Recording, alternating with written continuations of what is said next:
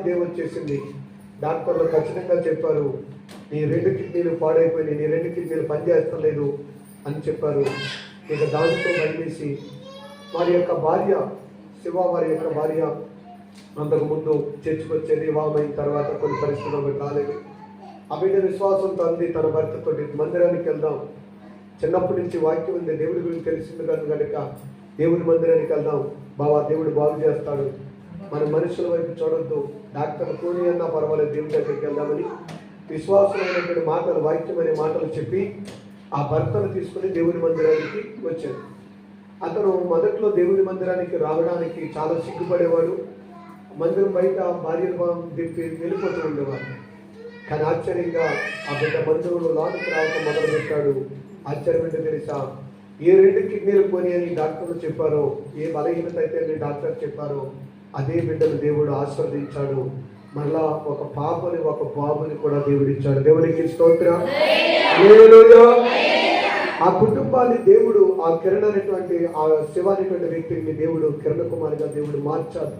ఆ భార్య భర్తలు ఇద్దరు రక్షణ పొందారు, దేవుడి మందిరంలో ఉంటున్నారు.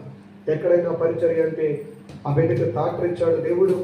చక్కగా డాక్టరు ఎక్కడికైనా మీటింగ్స్కి అయినా ఏదైనా పని చేయడానికి ఏదైనా తీసుకెళ్ళడానికైనా చాలాసార్లు మన మందిరానికి కూడా, ఈ స్థలంలో కూడా సంఘాన్ని జనాన్ని తీసుకెళ్తూ మీటింగ్లు కూడా చాలా వాడబడుతూ ఉంటారు.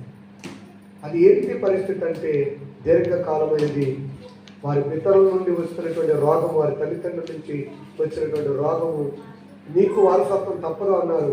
చాలామంది అనుకుంటారు, మా తాతకు ఉందండి, మా మామకు ఉందండి, నాకు ఉందండి, ఇది మా వారసత్వం అనుకోవచ్చు. నిజమే, నువ్వు లోకంలో ఉంటే వారసత్వంగా ఉండొచ్చు, లోకం సంబంధించిన వ్యక్తి అయితే వారసత్వమైనటువంటి విషయంలో నువ్వు బాధపడుతుండొచ్చు. కానీ యేసయ్య దగ్గరికి వచ్చిన తర్వాత యేసయ్య అంటున్నాడు, నేను నూతన సృష్టిగా ఆయన మారుస్తాడు, నూతన సృష్టిగా మారుస్తాడు. పాతవి గతించిపోతాయి, నీలో నూతనమే జరిగింది.